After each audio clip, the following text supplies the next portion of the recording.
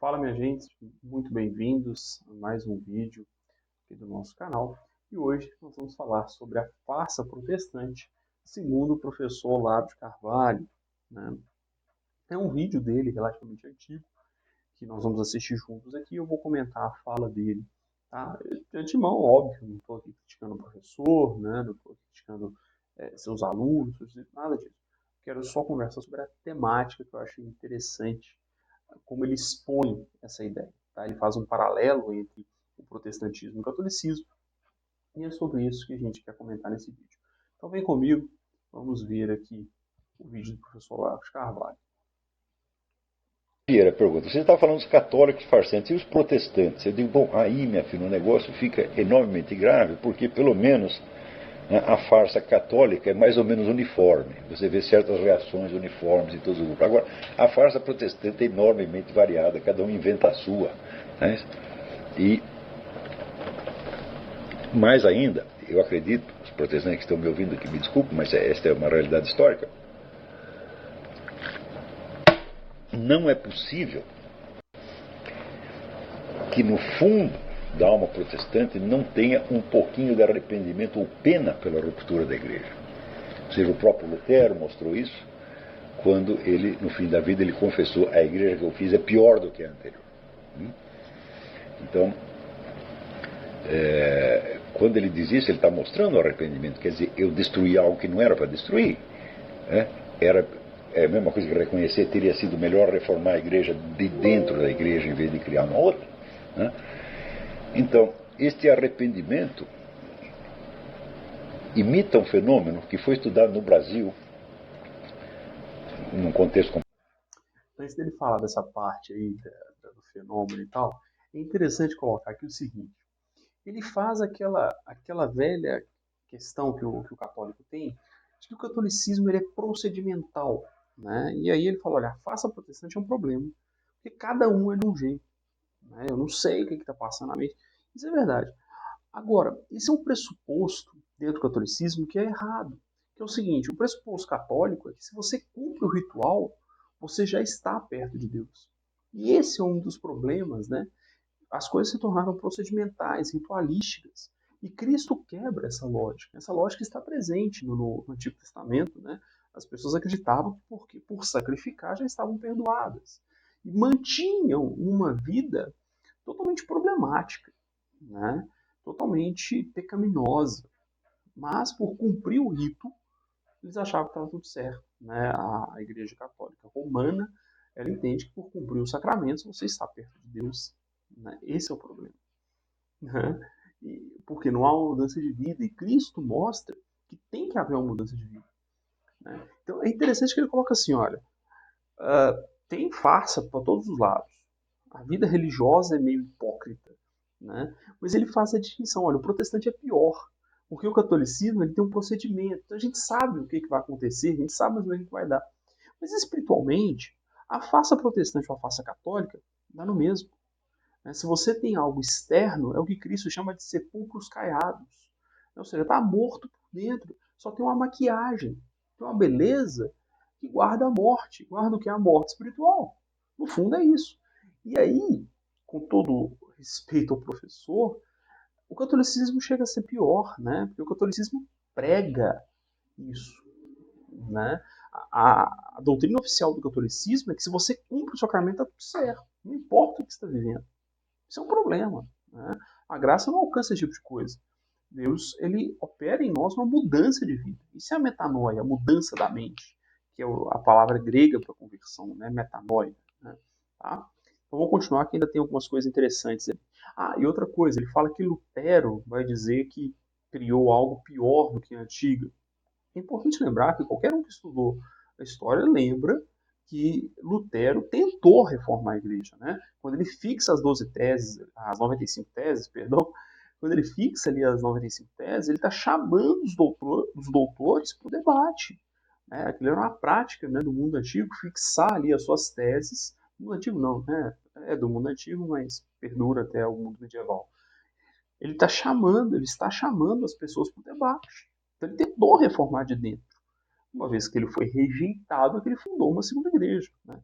Eu não sei se essa fala do Lutero é real, né? Eu nunca ouvi falar dessa fala, nunca li nenhum comentário sobre isso, né? Então fica o dito pelo não dito. Não sei se ela tem se essa fala dele, né, do professor Olavo de Carvalho, tem algum registro do Lutero, né? Ele tem escrito isso, se for uma fala, se existe alguma veracidade histórica nessa fala, tá? Eu não sei. Se alguém souber, coloca nos comentários aí para nós, beleza? Vou voltar aqui. Vamos continuar. Completamente diferente, pelo Luiz Martins, num livro clássico chamado O Patriarca e o Bacharel, onde ele mostra que a geração dos republicanos tinha uma espécie de complexo, né, de culpa pela morte do pai, a morte do imperador, né? Então, mataram o pai, então naturalmente cria um sintoma freudiano de culpa mal confessada. Então, essa culpa mal confessada existe dentro da alma protestante e ela explica os excessos de moralismo protestante. Por exemplo, essa coisa de você forçar um sujeito a confessar os seus pecados perante a comunidade, eu digo, mas isso é um negócio tão brutal, tão brutal.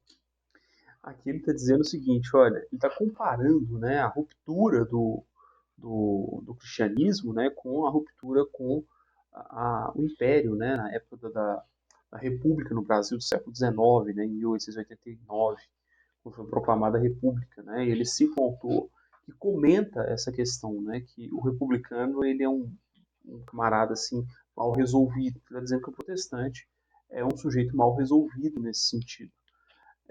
De novo, né, respeitosamente, ele está explicando um fenômeno que vem lá dos puritanos e tal, dentro do protestantismo, que que não decorre dessa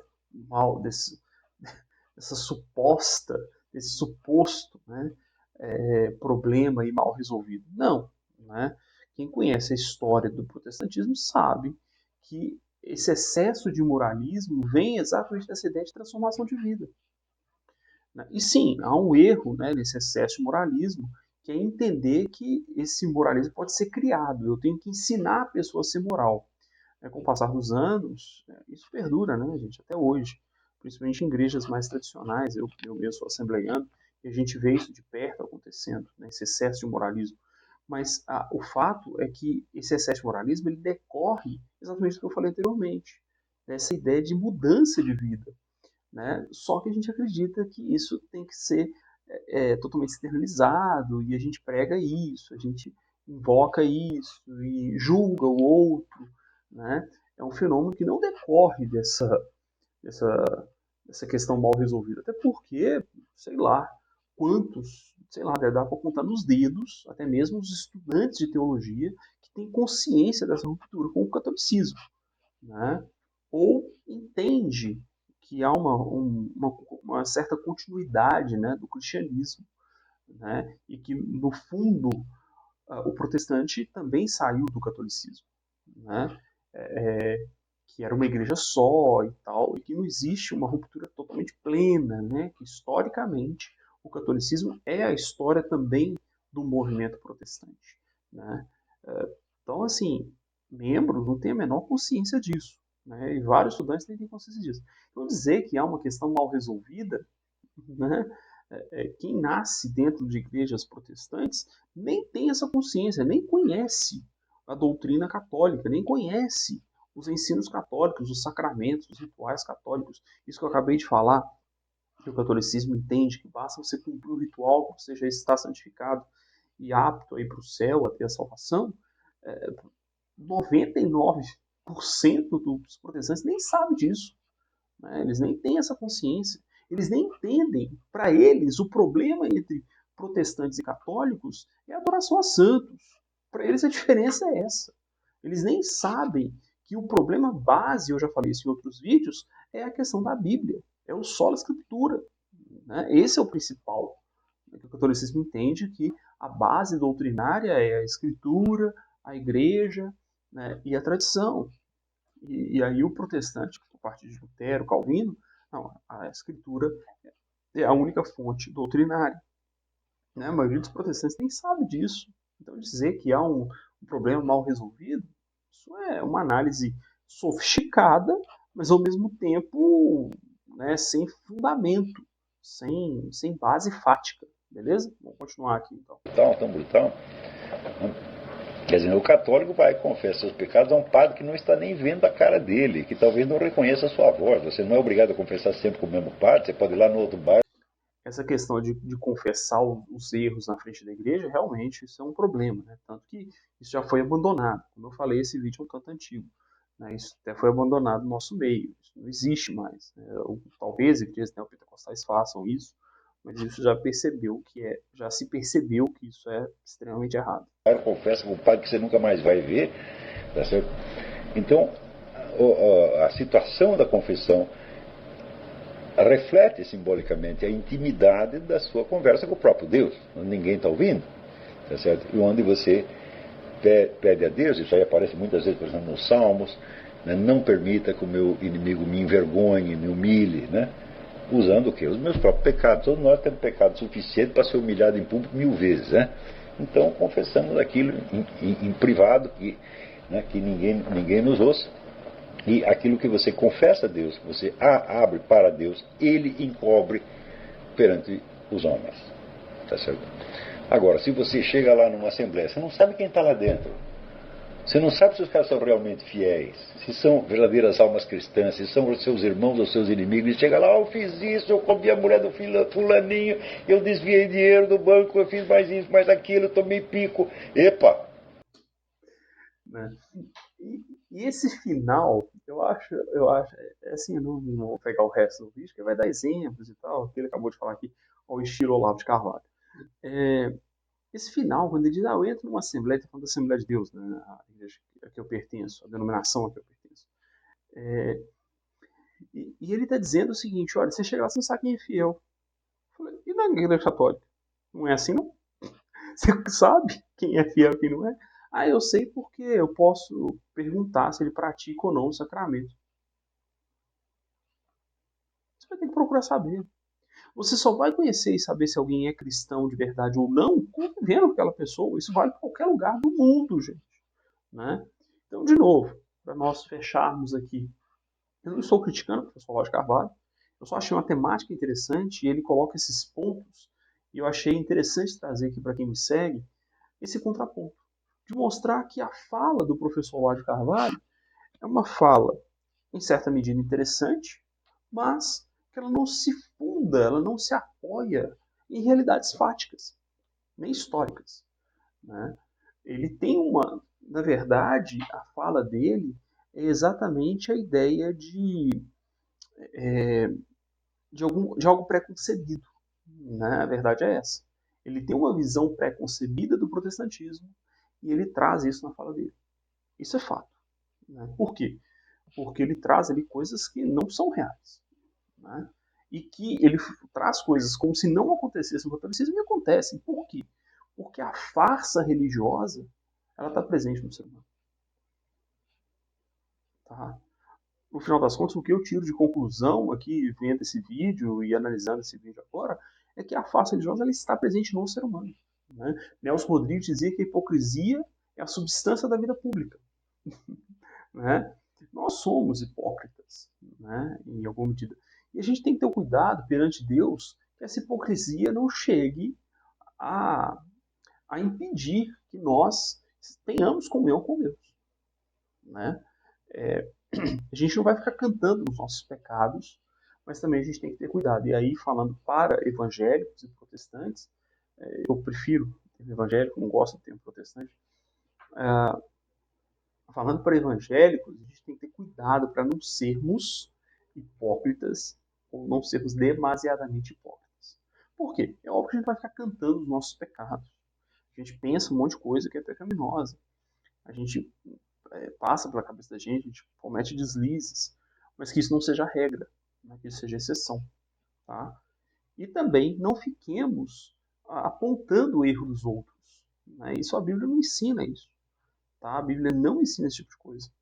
Então, ambas as posições, ficar cantando virtudes demais, saber que a gente não tem virtude, saber que a gente erra, e também ficar cantando muito erro, eu sou não sei o quê, eu não consigo ser santo, eu não consigo fazer nada direito, isso também é errado.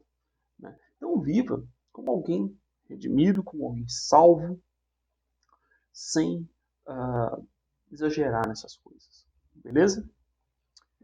É isso, eu achei a temática interessante, mas no fundo a fala do professor mostra que a farsa religiosa ela existe para todo lado. Beleza? É isso. Por fim, quero convidar você que está assistindo. Na descrição tem um link de inscrição gratuita. Por quê? O convite é o seguinte, a partir daqui umas 2 semanas, eu vou avisar com mais firmeza lá no meu Instagram, eu vou começar a gravar o curso de Introdução à Educação Cristã para a plataforma Ethos. Né? Quem me acompanha sabe que eu lancei a plataforma Ethos, de Educação Integral. A ideia é entregar para vocês o que a faculdade, o que a escola não nos entregou, que é a real compreensão do que é educação e por que precisamos estudar, por que devemos estudar e qual o objetivo dos estudos. Né? O que é educação, o que é a vida de estudos, ou ao menos para que servem os estudos, ou para que deveria servir os estudos na escola e não foi feito, não nos foi dado isso, beleza? A ideia é essa, entre outras coisas que estarão disponíveis na plataforma Ethos, mas eu quero convidar você para participar ao vivo na gravação dessas aulas. Será às segundas-feiras, às 20 horas, então se inscreve lá, que eu vou dar mais informações, vou dizer o dia que começa, né? E de forma gratuita ela não ficará disponível mais. Né? Se você quiser participar gratuitamente, você tem que estar lá às 20 horas. Beleza? Segunda-feira às 20 horas e eu vou trazer a data depois. Então se inscreve aí no link e vem comigo para a gente conversar melhor sobre isso e ampliar a nossa capacidade intelectual, a nossa visão de mundo, sempre buscando aí viver melhor e entender melhor a realidade à nossa volta. Beleza? É isso. Que Deus abençoe e até a próxima.